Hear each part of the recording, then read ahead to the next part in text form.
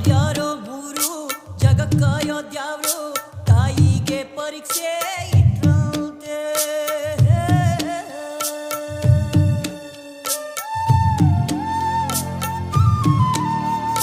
ತಾಯಿ ಸುಮ್ಕೆ ನಕ್ಳು ದ್ಯಾವ್ರಾದ್ರು ಮಕ್ಕಳು ಎತ್ಕೊಂಡು ಎದೆ ಹಾಲು ಕೊಟ್ರಂತೆ.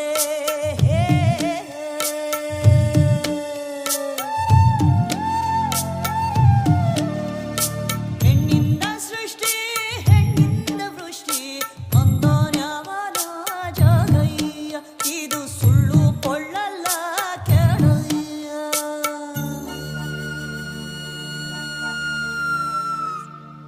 ಸಾವನ್ನ ಸೋಲ್ಸಿ ಪಾವಿತ್ರ್ಯ ಪಾಲಿಸಿ ಗಂಡನ್ನ ಪಡೆದೋಳು ಒಂದು ಹೆಣ್ಣೆ.